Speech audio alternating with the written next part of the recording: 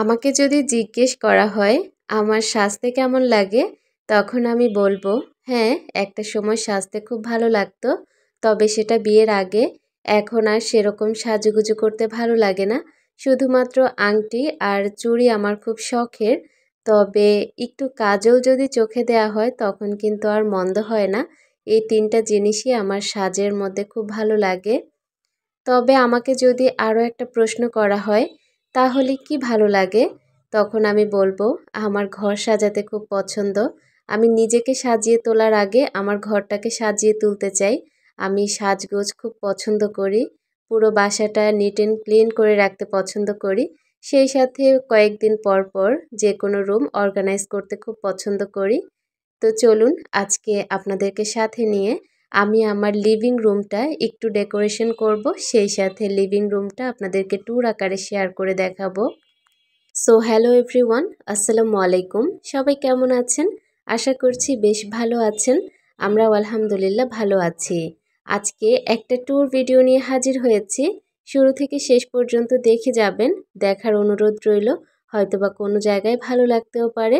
ভালো লাগলে একটা লাইক আর একটা কমেন্ট করে যাবেন।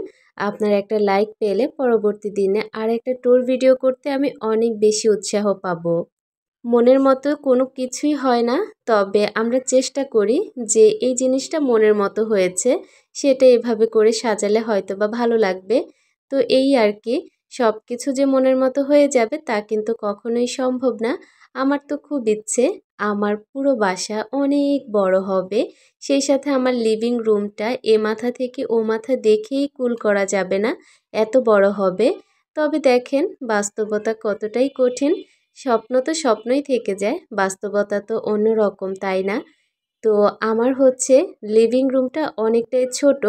তো এই ছোট্ট লিভিং রুমটা হয়েছে তো কি হয়েছে, আমি আমার শখটাকে প্রাধান্য দিয়ে একটু হিজিবিজির মধ্যেও আমি আমার শখগুলোকে প্রায়োরিটি দিয়ে সুন্দর করে অর্গানাইজ করে নিয়েছি। তো সেটাই আপনাদের সাথে শেয়ার করব। লিভিং রুমের পর্দা কিনেছি মেরুন কালার। মেরুন কালার ঘর সাজাতে আমার খুব ভালো লাগে। এক একজনের পছন্দ এক এক রকম, তবে মেরুন কালারের যে কোনো জিনিস দিয়ে ঘর সাজাতে আমি অনেক পছন্দ করি। তো এই কারণে আমার লিভিং রুমের পর্দাগুলোর কালার নিয়েছি মেরুন কালার। আর দেখতে না ভীষণ ভালো লাগছে, কোনো অংশে কম লাগছে না। হয়তোবা ভিডিওতে সেরকম তুলে উঠতে পারিনি, তবে বাস্তবে কিন্তু খুবই সুন্দর লাগছে। এমন একটা সুন্দর ওয়েদার, এমন একটা সুন্দর লিভিং রুমে বসে এক কাপ চা খেতে কার না ভালো লাগে। আমি তো চা প্রেমী মানুষ, তাই হয়তোবা যে কোনো জায়গায় যে কোনো মুহূর্তে চাটাকেই আমি বেশি প্রাধান্য দেই অন্য কিছু খাওয়ার চেয়ে। আজও কিন্তু তার ব্যতিক্রম না। আজকে আমার এই সুন্দর একটা দিনে সুন্দর একটা পরিপাটি চকচকে রুমে আমার একটু চা খেতে তো হবেই। চা খেতে তো আমার বরাবরের মতোই ভালো লাগে। তো আজকে যে চায়ের কাপটা দেখতে পাচ্ছেন এটাও কিন্তু আমি আমার লিভিং রুমে বসে চা খাওয়ার জন্য নতুন কিনেছি। ইয়েলো কালারের মধ্যে কোনো চায়ের কাপ ছিল না, আজকে চায়ের কাপটাও উদ্বোধন করলাম, সেই সাথে একটু বসে এনজয় করে চাটাও খেয়ে নিলাম। তো চলুন কোথায় কি রেখেছি কিভাবে সাজিয়েছি সেটা এবার আপনাদের সাথে শেয়ার করি। লিভিং রুমের মাঝখান বরাবর দেখতে পাচ্ছেন একটা বড় জানালা। এই জানালা কিন্তু দক্ষিণা, আর দক্ষিণা বাতাস খাওয়া যায় খুব সুন্দর।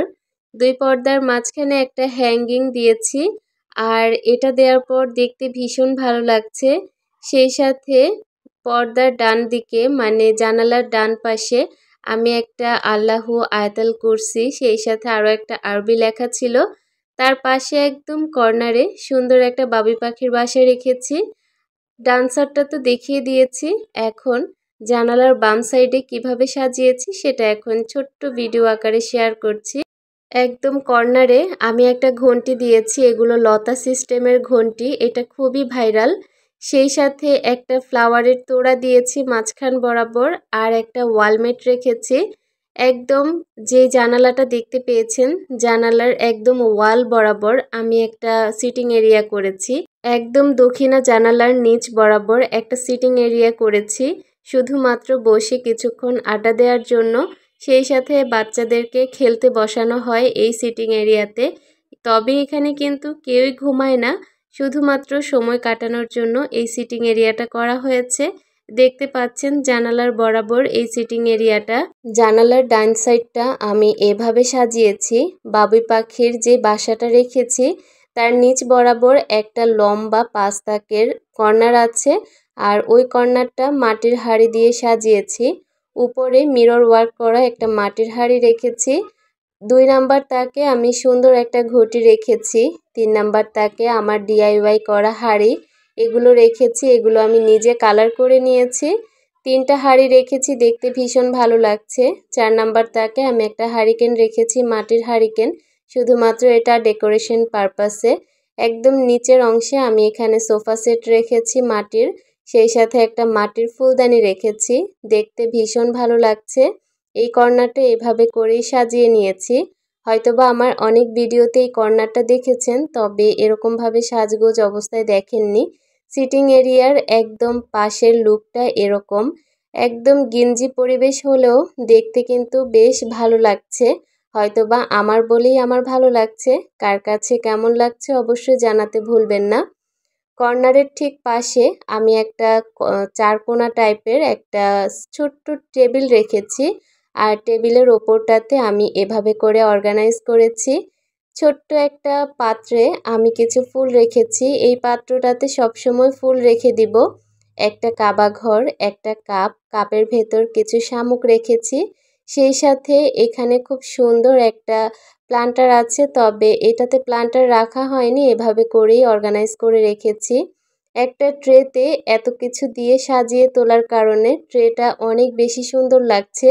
সেই সাথে এই টেবিলটার একদম পাশে মাটির একটা বড় ফুলদানি আছে, আর সেই ফুলদানির মধ্যে আমি 3 রকমের ফ্লাওয়ার রেখেছি, অরেঞ্জ কালার, রেড কালার, সেই সাথে সাদা কালার। এই 3 কালারের কম্বিনেশনে এই ফুলদানিটা হয়ে উঠেছে অত্যন্ত সুন্দর। তার সামনে আমি একটা শোপিস রেখেছি, জানি না এর নাম কি, তবে আমি এটাকে ল্যাম্প হিসেবেই বলি, যে এটা ল্যাম্পের মতোই যেহেতু দেখতে, তাই আমি এভাবে করেই ডেকোরেশন পারপাসে ব্যবহার করি। এক ঝলকে আমার পুরো লিভিং রুমটা এক ঝলকে দেখিয়ে দেই, কতটা সুন্দর লাগছে তাই না? তবে অনেকের কাছেই অনেক ছোট লাগবে, মনে হবে যে এত ছোট একটা লিভিং রুম কিভাবে আবার ডেকোরেশন করলো। তবে আমার ওই যে শখ আছে, সাধ্য আছে, তবে আমার ওই যে জায়গা কম ছিল, এই কারণে আমি সেরকম বড় করে বাসা করতে পারিনি। যতটুকু করেছি ততটুকুই আপনাদের সাথে শেয়ার করছি, আর নিজের মনের মতো করে সাজিয়ে তুলতে পেরেছি। আমার যেই সোফাগুলো দেখতে পাচ্ছেন, এই সোফাগুলো সেগুন কাঠের সোফা, আর আমি কুশন দিয়ে খুব সুন্দর করে সাজিয়ে নিয়েছি। 2 2 4 আর একটা সিঙ্গেল সোফা, মোট 5 সিটের একটা সোফা। আর এই সোফাটা কিন্তু একদম সেগুন কাঠের আমার শাশুড়ি তৈরি করেছিল অনেক আগে, তবে এখন আমি যত্ন করে এগুলোকে যতটুকু সুন্দর রাখতে পারি এই আর কি। 4 সিটের 2টা সোফার মাঝখান বরাবর একটু জায়গা ছিল, সেখানটাতে আমি ছোট্ট একটা টেবিল রেখেছি, আর তার উপরে কুশন কাভারের যেই সেটটা আছে ওই সেটের উপরের যে ম্যাট ছিল সেটা বিছিয়ে একটা ফ্লাওয়ার ভাস, সেই সাথে একটা টিস্যু হোল্ডার রেখেছি, তাও কিন্তু মেরুন কালার, ওই যে আমার পছন্দ পছন্দ বলে কথা। একদম গেট দিয়ে ঢুকতে, মানে দরজা থেকে ঢুকতেই হাতের বাম পাশে আমি বড় একটা টিভি লাগিয়েছি ওয়ালে। যদিও আমার ক্যাবিনেটে রাখার খুব ইচ্ছা ছিল, তবে ওই যে আমার তো জায়গা কম, এই কারণে দেয়ালে সেট করে নিয়েছি। নিজের পছন্দ মতো 50 ইঞ্চি একটা টিভি এনেছি, আর এটা হচ্ছে আকাশের রিমোট, আর ওইটা হচ্ছে টিভির রিমোট। 2টা রিমোট রেখেছি একদম টিভির পাশে, সেই সাথে সুইচ বোর্ড আর হচ্ছে প্লাগগুলো এখানেই আছে। আর এই হচ্ছে আমার সেই শখের টিভি, এটাও কিন্তু আমি অনেক দিন অপেক্ষা করার পর কিনেছি। চেষ্টা করি যে কোনো জিনিস যখন কিনবো তখন একটু ভালোটাই কিনি, এ কারণে অপেক্ষা করি অনেক দিন, আর অপেক্ষার ফলটা কিন্তু আলহামদুলিল্লাহ খুব মিষ্টি হয়। লিভিং রুমের দরজা দিয়ে ঢুকতেই আমার 2 সোফার পাশাপাশি সিঙ্গেল যে সোফাটা সেটা, আর তার উপরে একটা সুইচ বোর্ড দিয়েছি, এটা হচ্ছে ডিশ লাইন, সেই সাথে ওয়াইফাই রাউটারের যে তারটা আছে সেই তার দেওয়ার জন্য একটা সুইচ বোর্ড করা হয়েছে। আর ওই তারটাকে ঢাকার জন্য আমি এখানে একটা ফ্লাওয়ার সেট রেখেছি, মানে ঝুলানো ফ্লাওয়ার রাখার কারণে ওই তারগুলো এখন আর দেখা যাচ্ছে না। তো এভাবে করেই আমি অর্গানাইজ করে নিয়েছি প্রত্যেকটা জায়গা, প্রত্যেকটা কর্নার, প্রত্যেকটা ফ্লোর, সেই সাথে প্রত্যেকটা জায়গা। তো এখন হচ্ছে মেইন রোড থেকে আমার পুরো লিভিং রুমটা কেমন দেখা যাচ্ছে সেটা একটু দেখাই। এই হচ্ছে লিভিং রুমের ঢোকার দরজাটা। আর এই পর্দাগুলো দেওয়ার কারণে না ফুটে উঠেছে খুব সুন্দর। আপনাদের কাছে কেমন লেগেছে জানাবেন। মাঝখানে আমি একটা পাপোশ রেখেছি। পাপোশ থেকে বরাবর এরকমটা দেখতে আমার পুরো লিভিং রুমটা। দেখতে যেমনটাই মনের মতো করে সাজিয়ে তুলতে পেরেছি মাশাআল্লাহ। এখানে বসে 1 কাপ চা খেয়ে হাসব্যান্ডের সাথে যখন বসে কথা বলা হয় তখন খুব ভালো লাগে। আর মাঝখানে যে টি টেবিলটা আছে তার উপরে একটা রানার বিছিয়ে একটা সুন্দর ট্রের মধ্যে আমি কিছু ছোট ছোট জিনিস রেখেছি, এগুলো ডেকোরেশন পারপাসে। পেছন সাইডের জানালা থেকে এই সাইডের লুকটা দেখতে এরকম। আর টিভিতে আমি বিভিন্ন রকমের সিনারি দিয়ে রেখেছি দেখার সৌন্দর্যের জন্য। জানালা বরাবর ওপরে হ্যাঙ্গিংটা থেকে নিচের অংশটা দেখতে এরকমটা, একদম এই সাইড থেকে দেখতে এরকম। আমি সব রকমের অ্যাঙ্গেলে করে আপনাদেরকে দেখানোর চেষ্টা করেছি আমার লিভিং রুমটা কেমন লাগে। আমার খুব ইচ্ছা ছিল বড় একটা বসার রুম হবে, লিভিং রুমটাকে মনের মতো করে সাজাবো, তবে জায়গার সংকটের কারণে সেটা আর করতে পারিনি। তবে আলহামদুলিল্লাহ যতটুকু সাজাতে পেরেছি ততটুকুতেই ভালো লাগছে। আমার আজকের লিভিং রুম ডেকোরেশন ভিডিও আপনাদের কাছে কেমন লেগেছে অবশ্যই ছোট্ট কমেন্ট করে জানাবেন। আজকের মতো বিদায়, আল্লাহ হাফিজ।